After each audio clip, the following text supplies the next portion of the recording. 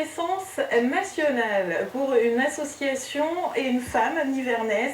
Ghislaine Poitou a remporté le prix Version Fémina. Depuis 27 ans, elle lutte avec l'association AFPLI Solidarité contre l'illettrisme. Parlons-en avec elle, elle est en direct et en duplex de Nevers. Bonjour et bienvenue dans cette matinale. Alors recevoir un tel prix, je suppose que ça fait plaisir, mais est-ce que ça a changé quelque chose depuis que vous l'avez reçu?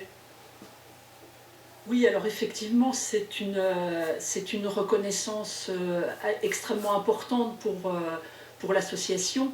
Nous sommes tous, nous à l'interne, convaincus du bien fondé de notre action, mais être reconnu au niveau national permet en effet de sortir des murs et de mettre en lumière nos actions et les publics que nous accompagnons. À ce prix, vous avez reçu 7 000 €. Savez-vous ce que vous allez en faire? Alors, effectivement, au-delà de la reconnaissance, il y a cette contrepartie financière qui est, je dois le dire, assez intéressante, voire très intéressante, puisque AFPLI Solidarité est une petite association dont le budget reste, comme beaucoup d'associations, assez fragile.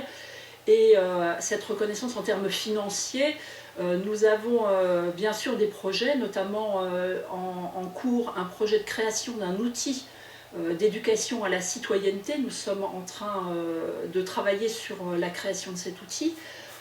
Au-delà de cela nous permet aussi d'envisager l'avenir avec un peu plus de sérénité et de pouvoir réfléchir à des choses sur lesquelles nous n'aurions pas pu nous engager précédemment, faute de moyens financiers.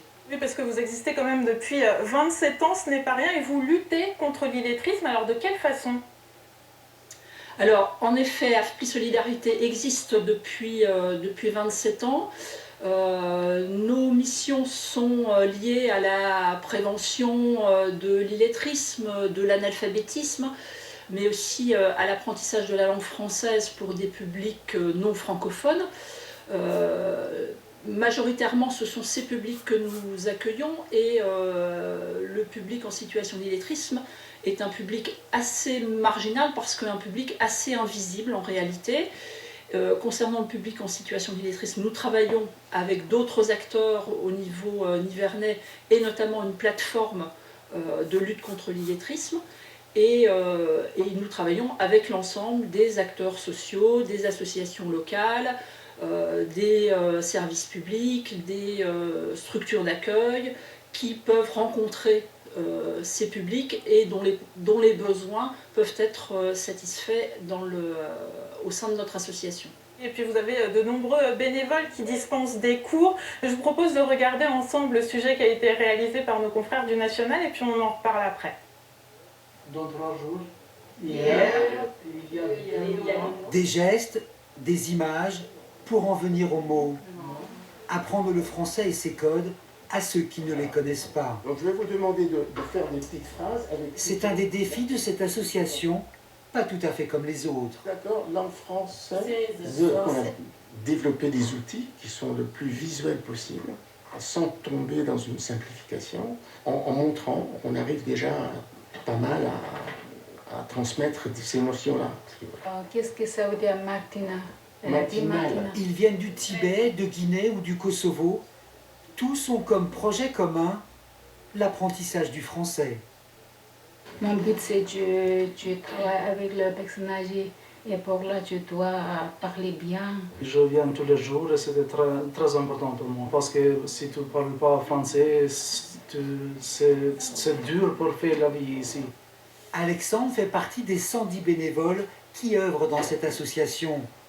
Depuis sa création, l'AFPLI s'est développée dans tout le département de la Nièvre sous l'impulsion de sa directrice, l'âme de l'association familiale de prévention et de lutte contre l'illettrisme. Le but n'est pas que dans 6 mois, ils sachent parfaitement manier ou la langue française ou le manuel de conjugaison, mais en tout cas que dans ces 6 mois, ils aient gagné un petit peu de liberté. Petite fille et arrière-petite-fille de mineurs, Ghislaine Poitou est une femme de conviction. Son engagement dans la solidarité s'est imposé à elle, tout naturellement. Être citoyen, ça n'est pas simplement avoir la nationalité française, c'est aussi avoir une attitude citoyenne. Et je pense que ce sont ces éléments-là que l'on souhaite transmettre au-delà de l'apprentissage de la langue. L'AFPLI, c'est aussi une grande famille, pour quelques jours ou depuis 17 ans, comme pour Claudine Alexandre, qui était illettrée et qui maintenant est devenue aide-soignante. Elle n'hésite pas à revenir pour un petit coup de main. Là, le contenu, j'ai bien compris. On va peut-être revoir un petit peu l'orthographe. Dans cette maison ouverte à tous, les bénévoles de cette association accueillent et soutiennent chaque année plus de 600 personnes. Pendant combien de temps en moyenne suivez-vous ces personnes? Alors c'est assez compliqué de le déterminer dans la mesure où les personnes sont volontaires pour venir apprendre la langue au sein de l'association. Nous n'avons pas d'enjeu dans le temps, c'est-à-dire que pour quelqu'un qui aurait des difficultés ou peu de disponibilité à consacrer à l'apprentissage, les cours peuvent durer aussi longtemps que la personne a besoin et éprouve la nécessité de venir. Quelqu'un qui aurait davantage de possibilités, davantage de disponibilité et puis peut-être une marge de progrès plus importante, les choses peuvent effectivement aller assez vite. Et de fait, il est assez difficile de déterminer a priori le temps nécessaire à l'apprentissage, d'autant que nous accueillons près de 70 nationalités avec des alphabets différents, avec voilà, un passé scolaire, les personnes ont des passés scolaires différents, certaines personnes n'ont pas été alphabétisées dans leur langue maternelle, voilà, des facteurs qui font que la durée d'apprentissage peut varier énormément d'une personne à l'autre. Vous êtes vraiment sur tout le territoire de la Nièvre, combien d'antennes avez-vous? Alors, pas tout à fait sur le territoire, sur l'intégralité du territoire. Nous avons 6 antennes sur le département de la Nièvre. Nous prévoyons, en tout cas aujourd'hui, nous avons 2 projets en cours sur le sud du département et sur des territoires où des besoins se font jour et où il n'existe pas de solution locale.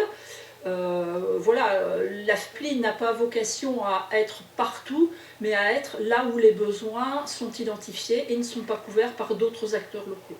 Merci d'être venu nous présenter votre association et j'ajoute également que vous proposez un suivi pour les plus jeunes. Merci à vous. Direction